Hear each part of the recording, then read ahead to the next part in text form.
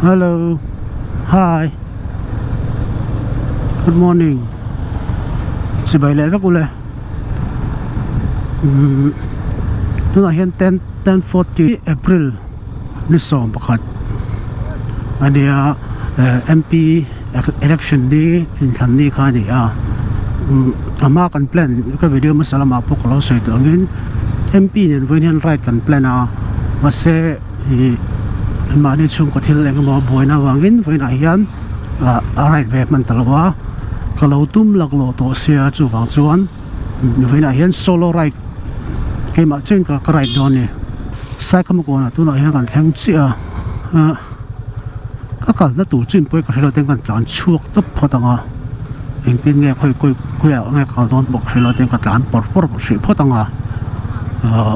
chu voina kan video siam dan to kal phung chon hega chuan ka bike hi ater ke hmal a ke num hi ka thak thara chuan chon ka right chak wa shim shimo te thar lom na hian kilometer ang zang kan tlan don ko shilo wa ka chwa don in trip chu ka seta 0 a nakina video top lampanga ka tlan za chu she thenga or caption a po Hmuifang chu ka vathen ka ring chu vel chu ne ka program tum tum ka rai tur a chuan office cholte na lampang cholte lo ria voina in than ni di wangin chu wanga rai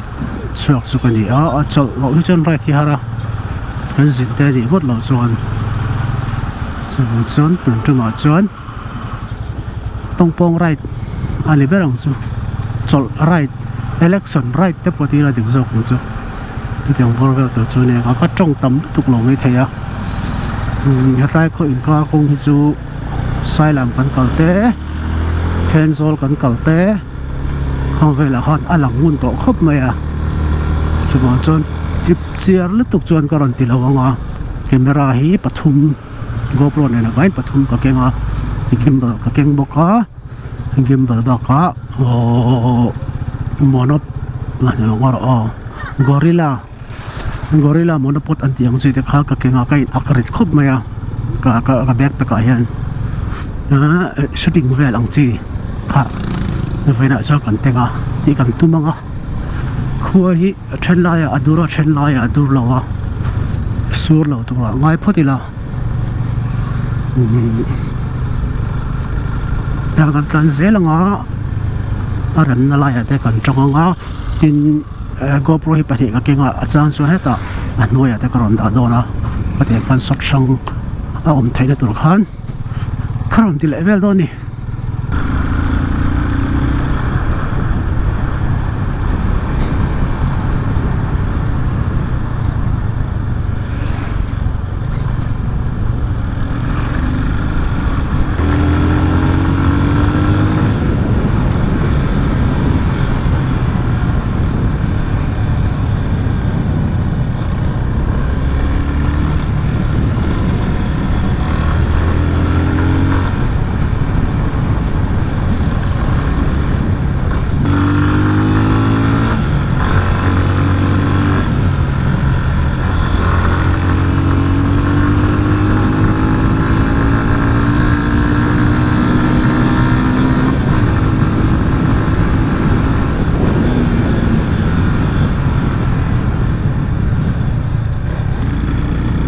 $11.15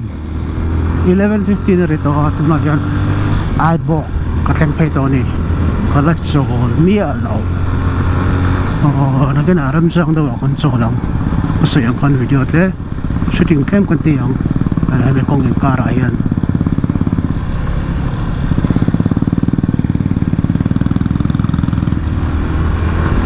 so juhun to kop may saya kalat so lawri patang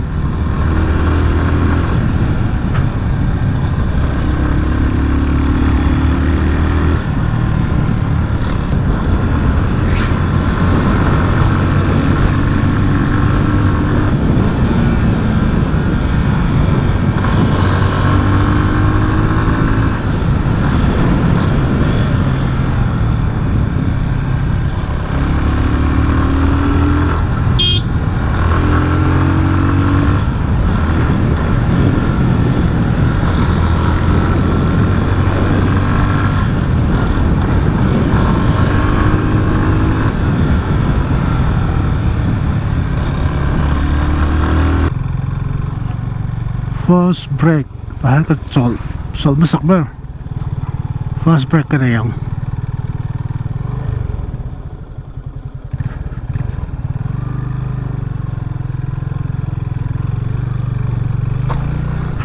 kazun de chok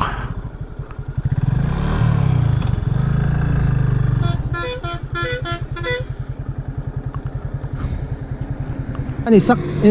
isak ma son ko nga nia kan tai ka cholna hian an thian ho hian in an lo oma ani ka subscriber ania ka video lo en thina thamin lak pu yaron ni soya chuan sia su kai nei mangin an thian ho son an kal dona in hole khal mi ta ya rồi cái chơi rồi anh thua fel kho mai ron in soya chong te in kal don dia kan lo ti lang ve kang cheu lo in kan ti lang ve kang he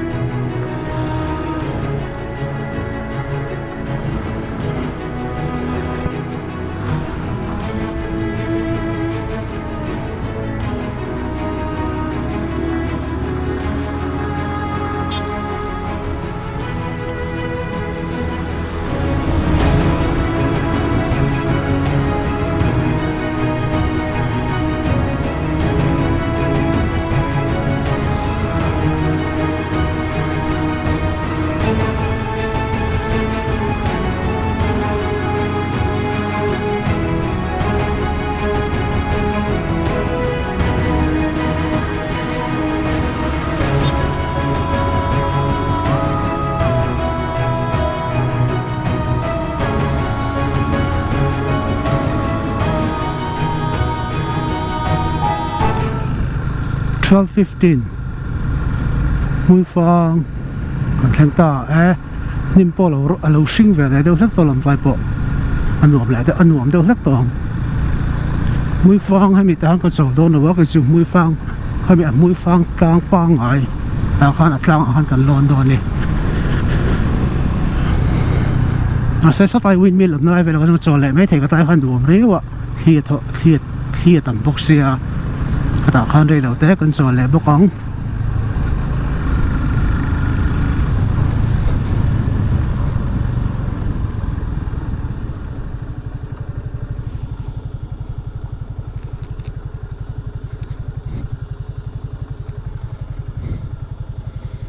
sang thla me kita chau vela pakhen mi hin kal thina se ka chu kal lawang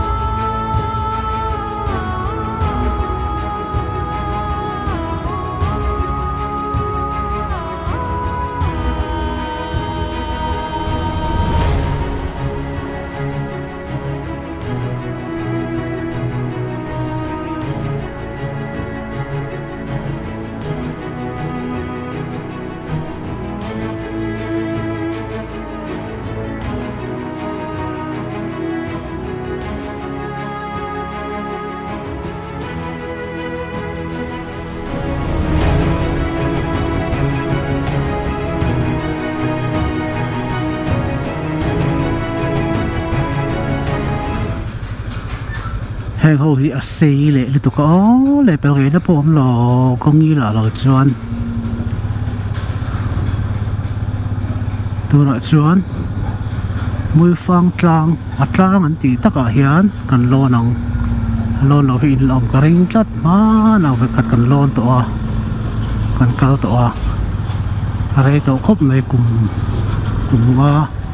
kum ruk kal ta vel khani to ang chu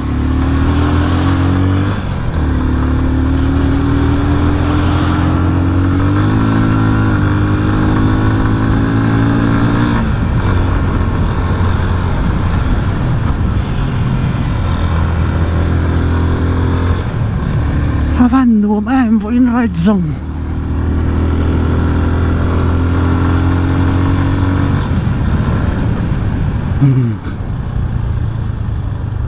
trai hian Hmuifang Tlang kong ti lo in ziak ta ni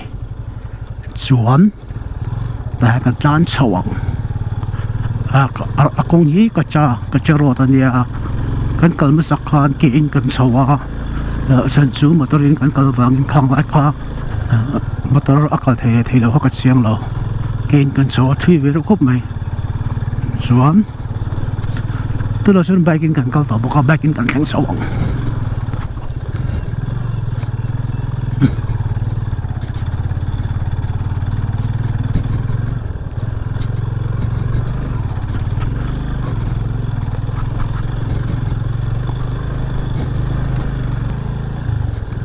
Vain karai thi ni sa over lo a khuwa a then lai chon lo dura khatiang khan kho hi sa adur khatiang khan om renga a dai nu om khop mai right na ni ta kan ringot vo in chu pathian mun thiang lim ka tai kha pathian mun thiang lim aniang kan thlem so tre kai pe takhi a romantic top thala kanal dugra altok khavel chandam tu isu krista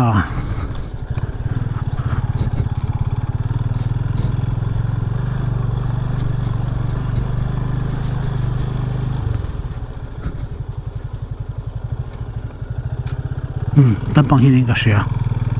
trong trai tampang hi trong trai na in ania tampang hi tlang chip kong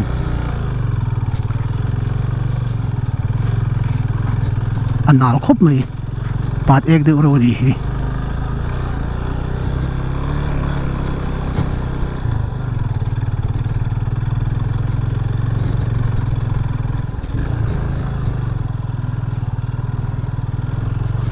kan thleng don cross lian to ko om le ta fu mai kan thleng ta hei hi Hmuifang Tlang a Tlang an ti tak chu ni ta hian kan cholang